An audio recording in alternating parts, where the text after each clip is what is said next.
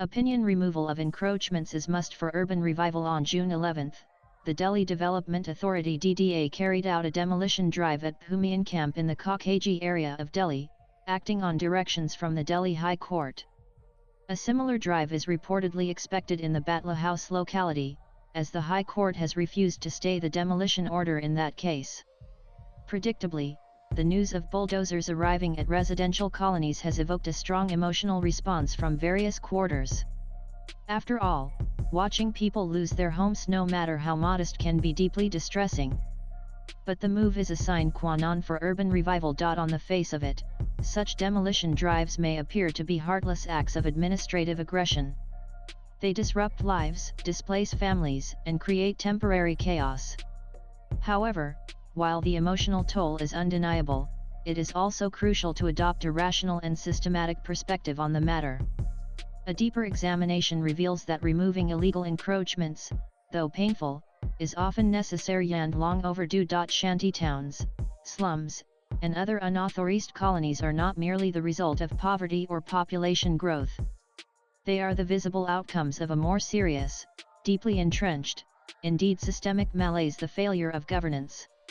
These informal settlements arise and grow in the cracks of our administrative and legal frameworks. They thrive where there is institutional apathy, corruption, and a lack of political will to enforce urban planning norms. Over time, they become normalized despite their illegality. The creation and expansion of such colonies are rarely spontaneous. Rather, they are the product of a tacit alliance between land mafias, corrupt local officials, and political actors. Officials tasked with preventing such illegalities often look the other way, or worse, facilitate them in exchange for bribes or political favors. Residents, many of whom are economically disadvantaged, find a semblance of affordability in these places, where land prices are low, and the cost of living is manageable.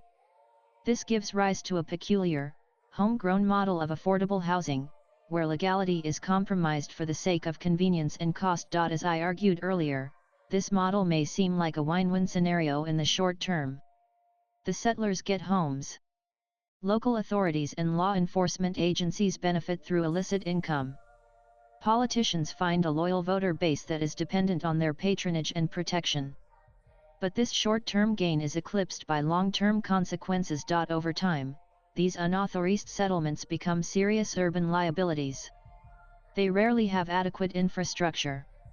Access to clean drinking water is inconsistent, and often reliant on illegal connections.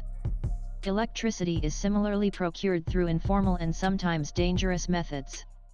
Drainage and sanitation systems are either inadequate or non-existent, leading to severe public health hazards. Waste management is poor, with garbage often dumped in open areas, leading to unhygienic conditions and the spread of disease. Fire safety standards are non-existent. Educational and healthcare services are usually absent or substandard. Worse still, these colonies often become havens for illegal activities ranging from petty crimes to more serious law and order challenges. The lack of formal oversight and weak policing allow antisocial elements to flourish.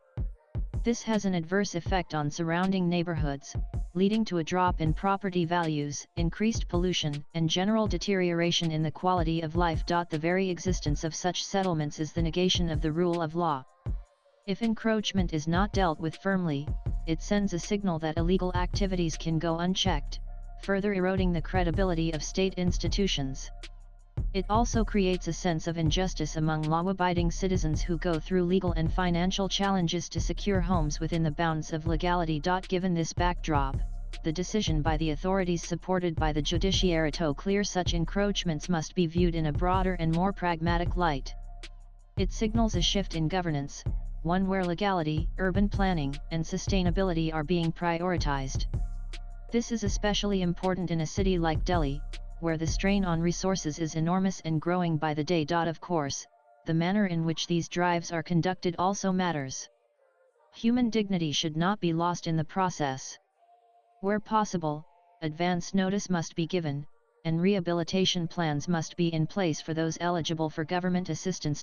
But those who criticize these drives must also answer difficult questions. Should illegal settlements continue to exist indefinitely simply because people are poor? Is it sustainable to allow encroachments on public land in the name of compassion? Do we not owe future generations a more livable, better planned urban environment? Ultimately, the solution to this recurring problem lies not just in demolitions, but in systemic reform. Urban housing policy needs a complete overhaul. Slum redevelopment schemes must be expedited. Also, urban land reforms, better policing, and strong monitoring mechanisms are needed. Swipe left for next video. In conclusion, while demolitions are unpleasant and sometimes tragic, they are often a necessary corrective. Allowing encroachments to fester is a betrayal of urban planning, fairness, and good governance. As Delhi seeks to become a global city, it cannot afford to be built on foundations of illegality and neglect. We must learn to distinguish between short-term sentiment and long-term sustainability. In doing so, we might finally begin to reclaim our cities for all citizens legally, fairly, and responsibly. The author is a freelance journalist. Views expressed in the above piece are personal and solely those of the author. They do not necessarily reflect NEWS18's views. Latest blogs.